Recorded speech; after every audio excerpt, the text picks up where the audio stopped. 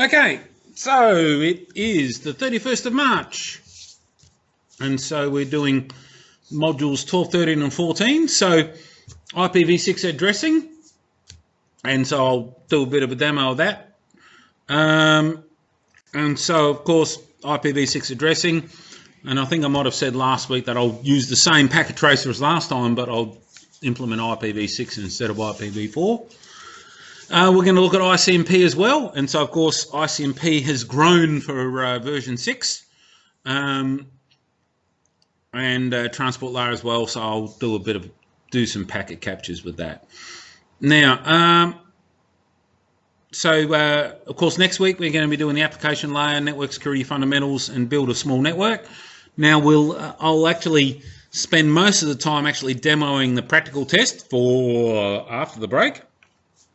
And also next week I'll activate the practice theory test. So during the mid-semester break you can actually do all the have a good practice and play and get yourselves hopefully very comfortable with it all. And then of course after week 2 and beyond, of course we'll start on the CCNA 2 topics before we start testing for that.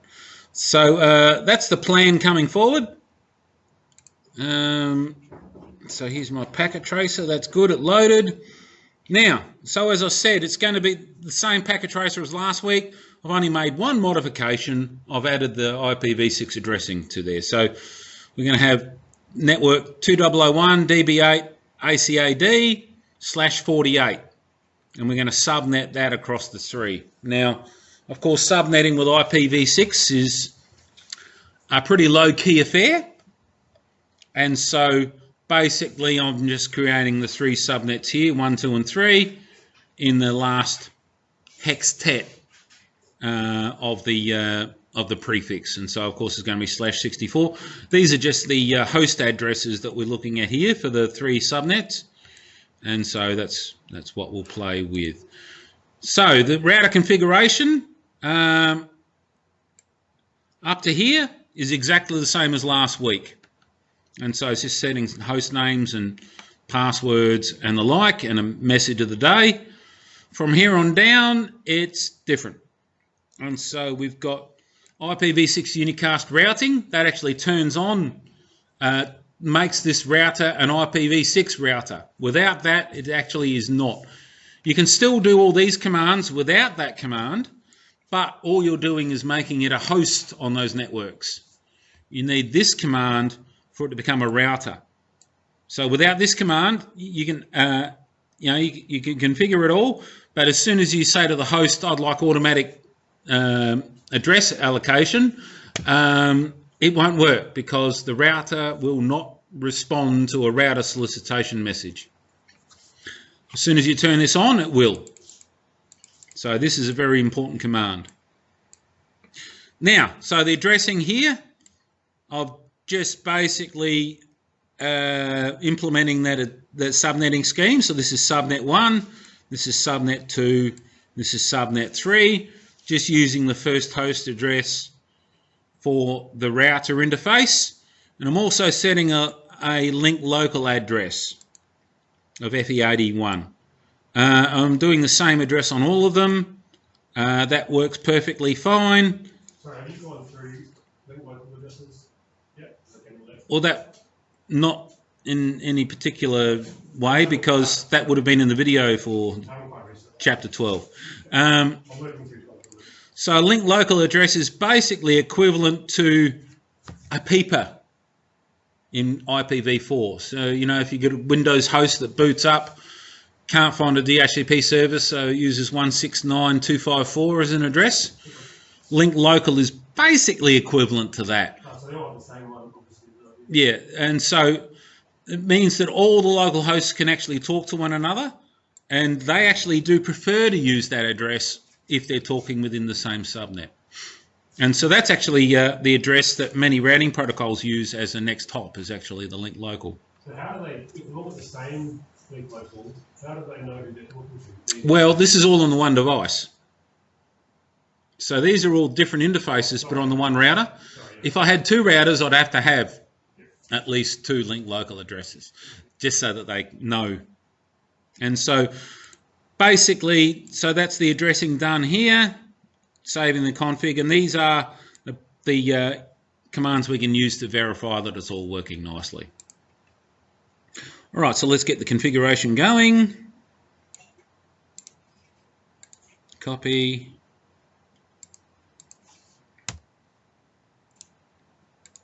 And paste. And so that seems to have worked nicely. So host names and passwords set here. IPv6 unicast routing there, and then the 3 interfaces configured. And you can see that there's been status messages for those 3 interfaces coming up. So that looks all very happy. So while we're waiting for spanning tree, let's do show IPv6 route. And so, of course, you get your directly connected network entry for each network. And so we've got a CAD1 on G000. We've got a CAD2 on G001. And we've got a CAD3 on that VLAN 1 interface. So, of course, we also have the local address, which is /128. So, of course, that's a host address for the local interface. And that's, of course, true for each of them. Okay, so that's working pretty nicely. We can also look at show IPv6 interface brief. And of course gives us the addressing for G000, 001, and VLAN 1 down here as well. And so you can see that the link local address has also been set. And so of course if we do a show run, we can see the config. And so of course host names and passwords have been set. And you can see there's no IPv4 address, but we've got the IPv6 addresses for all of them, including interface VLAN 1. Okay, so that's pretty much all we need to look at in the router. So of course the hosts need some addressing as well. So this first one, I might actually get it to do automatic addressing, so SLAAC. And so as you can see, it's picked up the network because it will have sent out a router solicitation message. And then, of course, it would have gotten a router advertisement telling it what prefix is applicable on that network. And then, of course, the host has figured out its own interface ID or host ID, whatever you want to call it. And it's figured out its own link local address as well. And as you can see, it actually uses the link local address of the router as a next hop. You have to use static IPv6 or not really? Static? Yeah. Well, you certainly can. It's not as common as in IPv4, right? On servers, I probably would. Routers, you have to. Yeah. Okay. Not on PCs. Typically not. No. I will do these static just because I can, and also I want to ping, and so I don't want to. I don't want to use the ugly addresses, and so here I actually will do a static address for this one. So Control V. Oh, yeah, I did, didn't I? /64. Well, that works well for that because that's the router's address. So that's the 64 is the bits. That's the prefix length or network number. It's the equivalent of the subnet mask, basically. First 64 bits of network number. You don't know how much is global prefix address and how much is subnet ID from that, do you? Typically, it's /48 is the global prefix. That doesn't tell you whether it's 48, 16 or 32, 32 in that 64, does it? No, you would have to know from whoever you got the addressing from, basically. But typically, and what I've written on here is /48 is normally what you get. On the what's so 2001 DB8 a CAD ::/48. Why have written 48 there? because I'm then creating 3 subnets. Right. 1, 2, and 3. And so these are the next hextet, and so it brings it from 48 to 64. So you're 65,000 potential subnets. Yes. Okay, so that's all.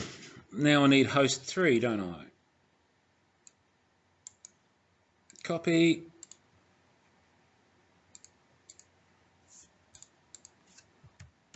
Paste. 64, and this one I'll use FE80.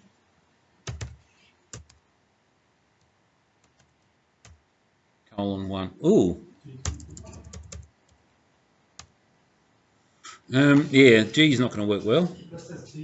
Yeah, not exactly sure what happened there. FE80, yeah. With my typing inaptitude. I need to watch I'll work through the Cisco web pages, not the videos, because I'm just going to do a deeper reading. But why use FE81 for the router to contact? Just because it's easier. Rather than use, why can't you use the actual? Can you use the actual? You can. IPv6 address? What's the difference behind the scenes? I'm not exactly sure why, but basically, I think. Oh God. I think it might be just more reliably usable, the link local address. They're easy to use, that's for sure. Yeah. And so I'm actually pinging the router now using FE80 column 1. Using a factual address? Yes, I can. It's down there when you look.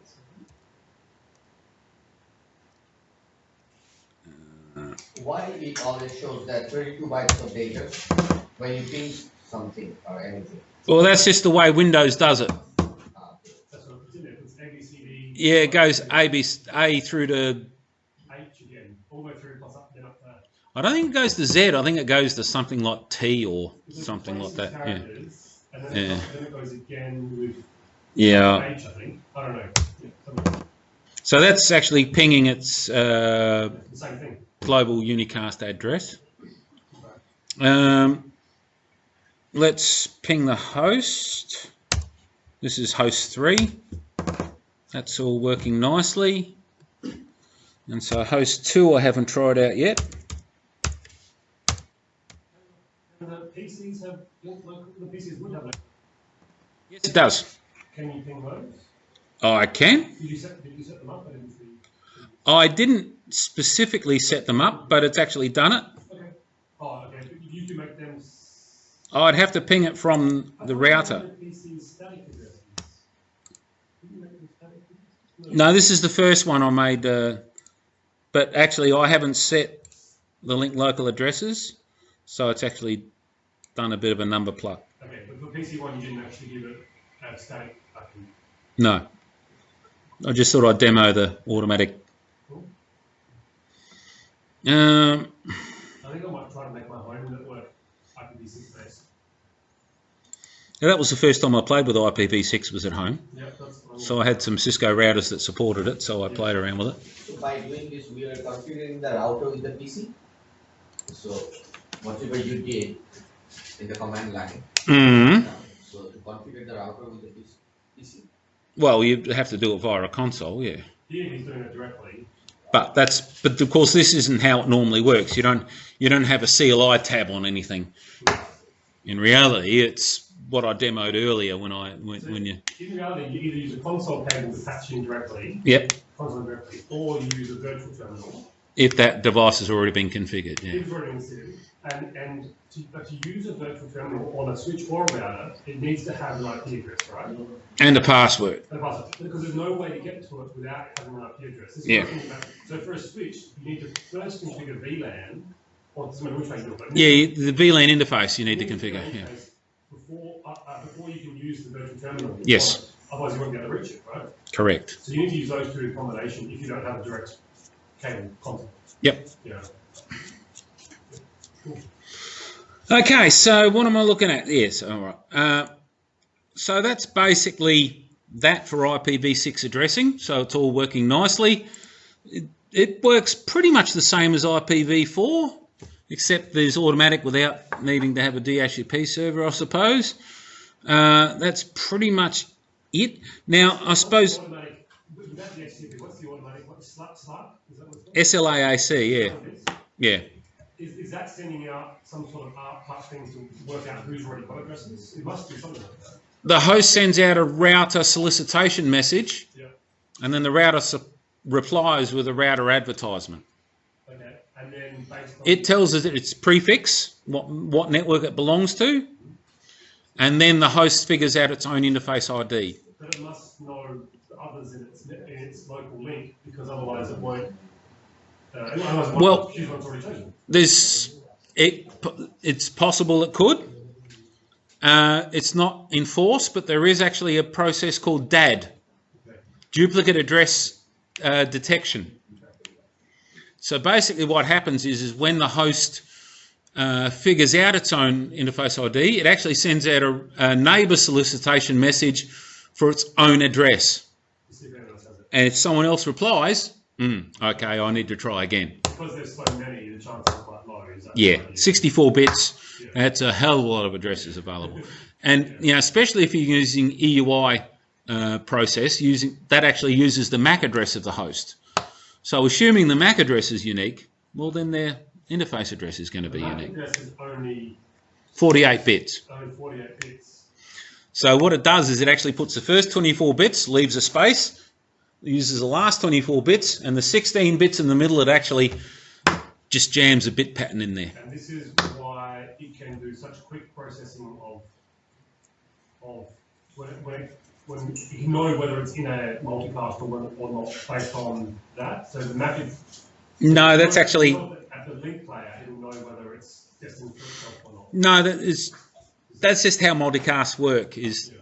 if you're interested in multicast, you tell your NIC that you're interested in it. So one thing I didn't show, I suppose, there is on Packet Tracer. I don't think this works for IPv6 config. I don't think that works in Windows. So I think they've actually made a special one on Packet Tracer for IPv6. So you can actually see your settings there. Okay. But you just get that from IPconfig.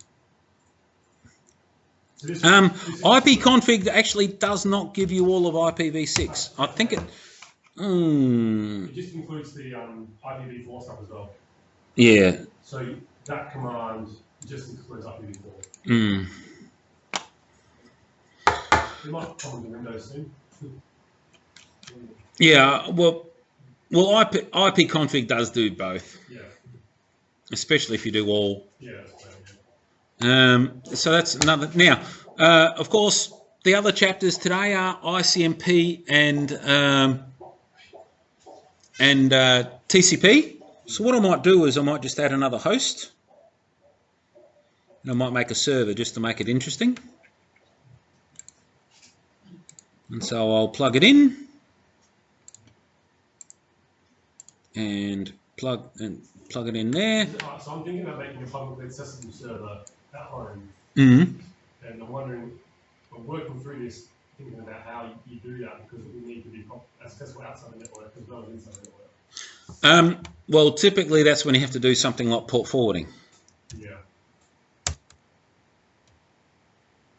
Yeah. Now I'm addressing the server as being, it's on subnet 3, host number 2. FE80 will be its gateway. Hopefully that'll work. Now, what I might also do is put it in simulation mode and full screen it. We can actually sort of see what happens. So, what I might do on this host, I might ping the server. So host 2.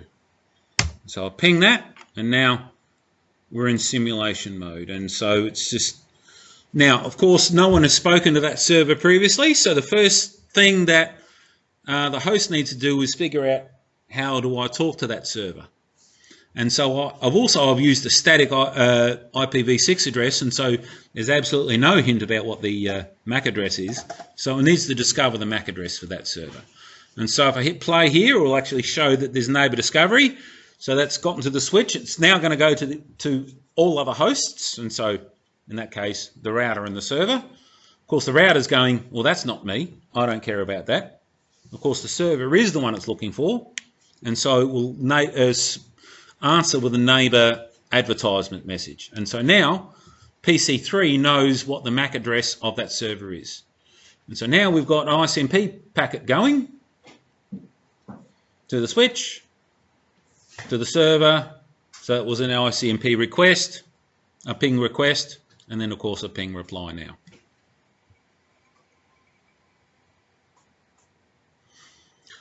So it's all very nice.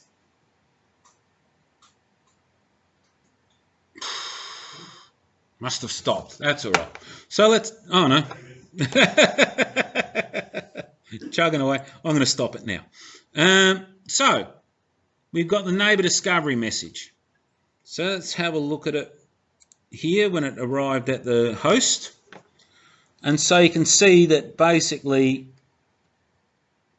it's been addressed to FF02::1, so that's a multicast for all IPv6 hosts. And so from there, as you can see, that's the IP address, the MAC address that coincides with that. As you can see, FF02, it's there. And so there is a relationship between the two. It's even easier to pick with IPv6 because, hey, they're both an hexadecimal. No conversion required. And so that's a multicast that's gone. Of course, it went to both the router and the host. We're only looking at the host at the moment. And so, of course, it arrived on the physical layer, and then it looks at it and going, all right, well, it's a multicast that I am interested in. I am an IPv6 host. And so then it passes it up to layer 3. And from there it goes, all right, yes, that is my address. And so I'm going to have to reply to this neighbor discovery message with a neighbor advertisement. And so, of course, here we've got, at the moment, it was the destination IP address. It was from host 310. And so it's actually going to go back in the other direction. And so source address is the server, destination address is the host. And so, of course, now we know the MAC address of the host because it's going to be in the source address on layer 2, and of course that's the address for the host that it's going to. And of course, layer 1 sends it out the port. So that's the first part of ICMP we're talking about is neighbor discovery. So of course, to router 1 it got ignored. So there's no outgoing because I don't care, it's not for me.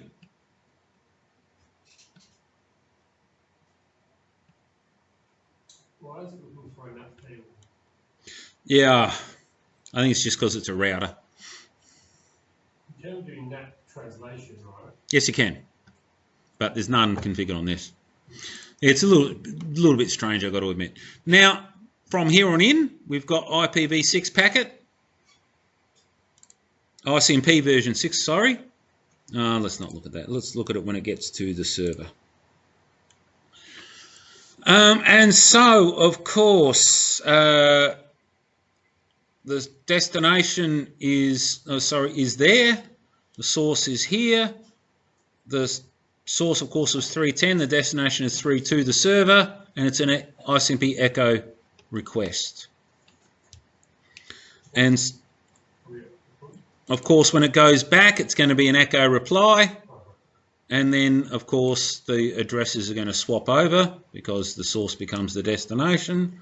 And, of course, then it goes out the port. And so, of course, ICMP, you send an echo request, an echo reply returns. And so that's pretty much the process. It just would have carried on with all 4 pings, which, of course, would have all been exactly the same as the first one we looked at. So that's nice. Now, I don't know, has anyone looked at the servers on these before?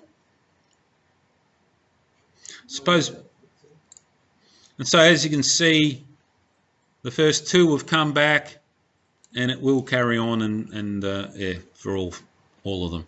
Of course, there are other packets that get about there's a switch, and so I send an STP BPDU. But anyway, so it's all very nice. Now on the servers here, there's actually quite a few options.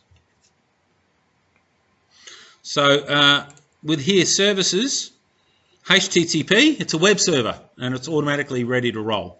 So I've just clicked and dragged and it's already there. It's got a web server on it. You can also make it a DHCP server for IPv4 or IPv6. It's a TCP server. DNS server might be interesting.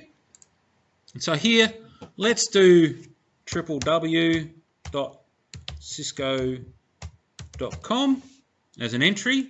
I just tried this the previous time and it worked a treat. I'm doing an A record. Does anyone know much about DNS? An A record is a normal forward-looking up record. For IPv6, it's supposed to be a quad A record, but it's not an option. Anyway. I think Cisco.com is going to be used by software. Yeah, yeah, but this is inside my packet tracer here, so it's all right. Inside packet tracer. Yeah. So I've just created an A record for www.cisco.com with the server's IP address. Yeah, so it's got to go to the server. When I type in www.com, it's going to go to the server. It's going to give me a web page. DNS look up to this server and then come back to Yeah. the server. Yeah. I've only got one server. Yeah, that's fine. It's a multitasking server. Why do you have DHCP version 6? Why do you need that? Well, you know, there is an option to have. You obviously haven't looked at Chapter 12 much at all. There are actually 3 options. There are actually 3 options for SLAAC. There is one where there's no DHCP server of any type. There's another one where you can have a generic one that just replies with things like DNS server addresses. And so it's stateless, but it also gets a little bit of extra information from a DHCP server. Or there's the third option, which is don't do stateless at all and just do a DHCP request and get all your information from the server. So does that time with router solicitation and response? Yes, you need to actually change the way the router responds. So the router solicitation... The router advertisement will change with those. You need to change that with each of those different modes. But that's talking with this DHCP version 6. Yeah. Router solicitation and response and advertisement is through this. Well, the router solicitation and advertisement will work again, but the router will actually say either for the second option is get more information, or the third option is I'm not going to give you any information, just send a DHCP request.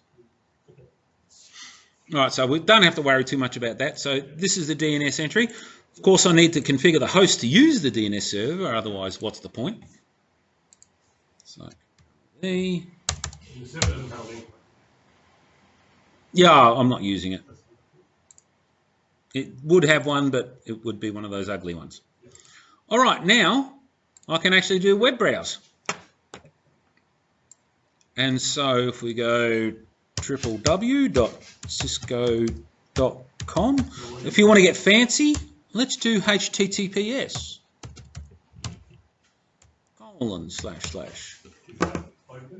/ Yeah, it's open for both.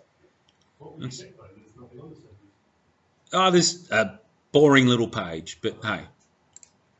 And so now it's going through the process. And so now there's no neighbour solicitation required because it's already spoken to the server, but it's never heard of that host name before. So first thing that's going to happen is a DNS request. What module is this all from? I feel like I've done this in an earlier one, like testing Cisco, like setting up DNS. You've already done it. I mean, I feel like I might have done it earlier. We did earlier, yeah. I'm just confused. But obviously we're doing whatever IPv6 or whatever.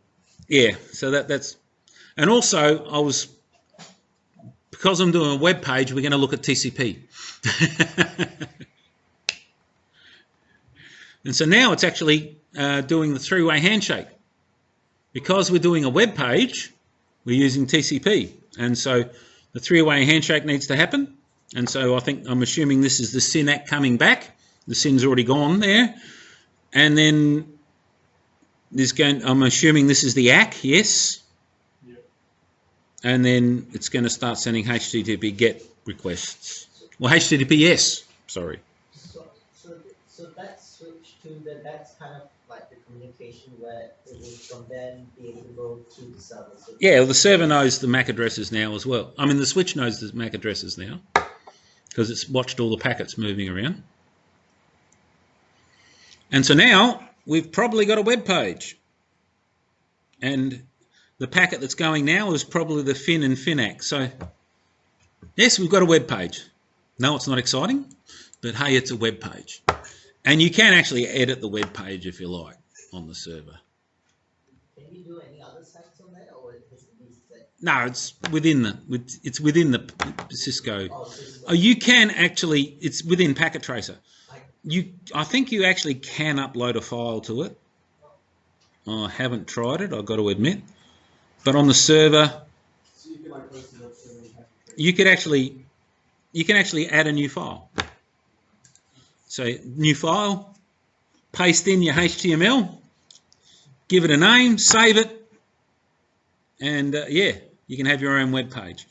Of course, with this index.html, I can edit that page. Instead of being Cisco Packet Tracer, I can do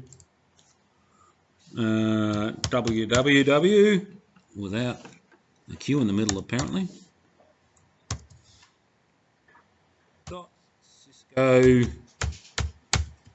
.cisco.com and get rid of.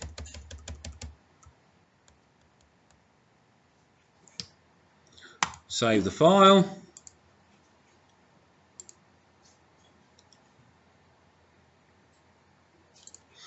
Now, so before I reload the page, up here, so of course there was a DNS request. Just stop, please. And so my PC sent out a DNS request. And so as you can see here, it's a UDP, source port of 1025, destination port 53. So of course, 53 is the well-known port number for DNS. So that's what the server would be listening on. And of course, 1025 is just a dynamic number that my host has picked. And so that's how it communicates. And so of course, the source address is 310, the host, and the destination is the 32 is the server. Is there any reason why it's using UDP now instead of TCP? Because it's DNS. DNS uses UDP because it's one packet request, one packet reply. Why would you have 3 packets through a handshake and then 4 packets for a FIN for 1 packet? It's not efficient at all. Now, Linux does UDPs for its pings as well, right? You guys use UDP for pings, you use UDP. no, I think that's the trace routes. Maybe that's one Yeah. Yeah, because ping is always ICMP. yeah, okay. And so now, of course, that's DNS. So there's a reply to that. Then, of course, we've got SYN packet. And so again, we're using 1025, destination port of 443 because I did HTTPS. And so, of course, the reply, the source port is 443 and the destination port is 1025. And so away we roll. And so that was the SYN ACK, and then there would have been another ACK. And then, of course, with HTTP, oh, let's choose that at a better spot. Let's do it at the server. And so again, this is basically the HTTP GET request. So the server receives a request, the server sends back a HTTP reply, and so on. So yeah, so that's layer. That's the application layer. So again, you can basically see what goes on. So all happening quite nicely. Now, Wireshark is probably better for this, but let's have a look at Wireshark. Now, It's nice to see the fact actually going into them. yeah, it is cool to be able to. Send it by tracking or something. Now, what's a good 9.com.au? I did ABC earlier. It's probably still on the cache. So, before I do it, I better start a new capture, eh? There's so much traffic. I'll be sure to do. Okay, so let's do 9.com.au. Lots of ads, probably. There's going to be about 50 DNS requests for all the ads.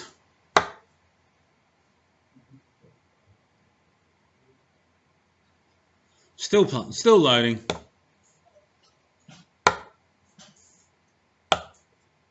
Okay, done. Let's hit the stop. We've got a filter in, so we're not seeing all the packets. How many did we get? Only 14,000.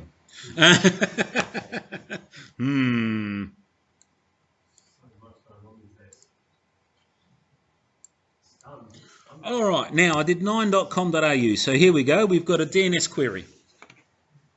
So DNS query, www.9.com.au. There should be a reply. There it is. And so the answer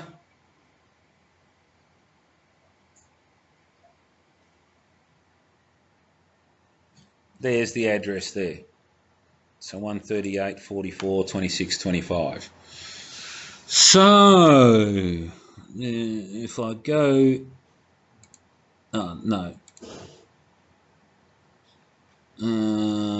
where is, so now we've got the SYN packet to 138.44.26.25. That seems like it was the right address. Yes, it was.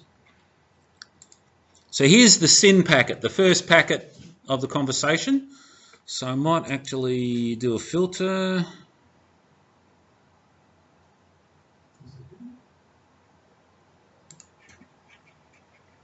So now I can just see that conversation. So let's have a look at the TCP header. Now my machine has used a port above 60,000 and it's using HTTPS. And so what else? So the sequence number. Now it says here relative, so it sort of tells you how far it is through the conversation. But what it's really done is it's found the first sequence number and sort of set that as 0 and then it'll follow it on. But this is actually what the sequence number was set to. So part of a bit of a security mechanism is they actually use random sequence numbers. And so that's just so that it's a bit harder to figure out what the sequence number is going to be. It's harder for people to break into your conversation. All right, now because it's HTTPS, we're not going to see much of the page because it's going to be encrypted. But anyway, so we've got the port numbers there. Now the sequence number already mentioned, so it's 0. We haven't done much yet. The next sequence number, of course, will be 1 because but that's actually not an ACK yet. That's the next packet that would be the ACK. So we've got a SYN ACK next. Now this is the return back from the server. And so again, the source port, because it's come back from the server, it's 443, and of course it's the port number used there. I can't see the acknowledgement at the moment, but you can see it here, at 1. And so basically, it's called an expectational acknowledgement. So here I've sort of done a demo. Let's just say you've sent, now the acknowledgement number is actually the number of bytes. So it's actually, it doesn't go segment 1, 2, 3, and 4 for each segment. It actually measures how many bytes that have been sent. So let's just say in this instance we've received byte 3000 at the destination, and so the acknowledgement actually would be, I'm expecting to see byte 3001 next. So it's called expectational acknowledgement. And so that's why the acknowledgement number is 1. You can see how it's scrolling over this as well. Yeah. And so that's basically why the acknowledgement is 1. And so you can see the flags, and that's how we know it's a SYN ACK packet, is because the acknowledgement flag is set and the SYN flag is set. Now, the window size should be here somewhere as well. Where am I?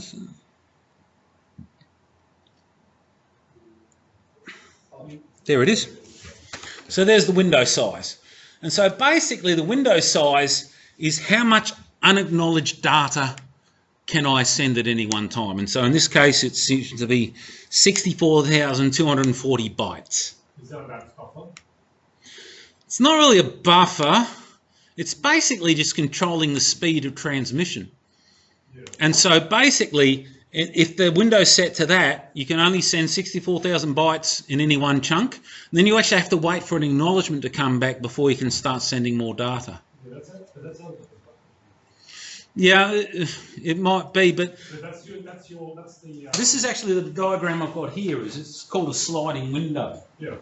So when it first was transmitted, the window might have looked like this, and then an acknowledgement came back, and so now the window can be like that. Yep. And so it's sliding across the data, as it were. That's coming back from the server.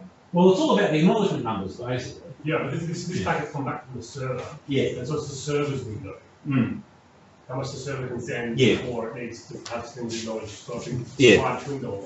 Yes.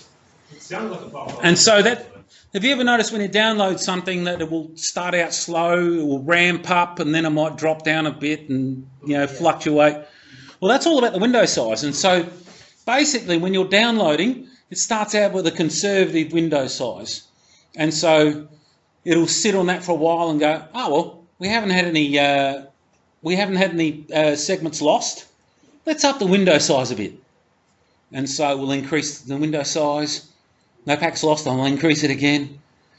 No segments lost, then increase it again. We'll keep increasing it until segments start getting lost, and then it will wind it back.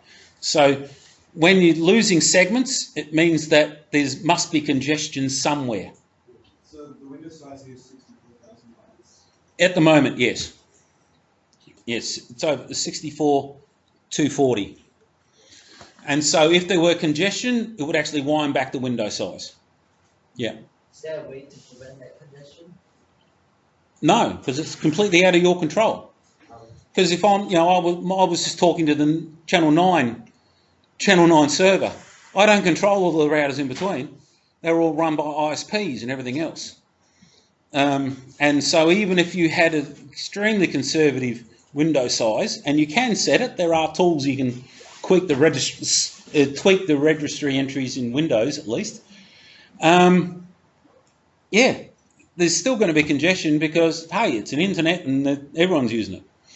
So, there's not much you can do about it unless you've got a really good ISP or if you've got your own connections between you and everywhere. And that's going to be expensive. So, congestion is just a fact of life. It's just, how good is your ISP?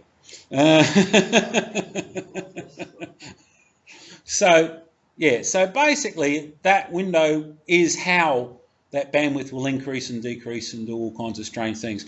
Once it's wound back a bit because there was some congestion, it will stop once there's again no lost segments. But then after a while we'll go, well, maybe that congestion's cleared now. Maybe it was just a short-term thing. So we'll actually try and wind up the window size again. Can I get more? And of course, it may work. You might be able to get more, or it might be, again, you might hit that congestion roadblock again. You'll have to wind it back again. And so that's TCP doing flow control. When those packets are lost, yep. They essentially have to re-request it? Yeah, so the acknowledgement would actually be for stuff that's actually already been transmitted. And so it will actually have to transmit them again. Yeah. All right, so that's most of what we talk about here is, the SYN, the SYN-ACK, and then, of course, the ACK is my host acknowledging the settings from the server. And so, again, for all those different settings. And so it's just got that one flag set there and so on. And so that's basically it. And then, of course, then you've got the, because we've got negotiation for encryption now because we've got HTTPS, sorry. And so we've got that happening and then eventually we would have had HTTPS GET messages and all kinds of things like that. But yeah, that's all in the application layer stuff, and that is all now gobbledygook to us because, yeah, encryption. So yeah, so of course that is hidden from us, most of it. So we'll certainly see the sequence numbers of all the segments that supply go back and forth. There's a lot in this conversation. Of course, it was, as we were saying, there's probably been a lot of ads, and so yeah, the encryption sort of takes the joy out of Wireshark for that. So that was pretty much all I was looking at covering for the day. Has anyone got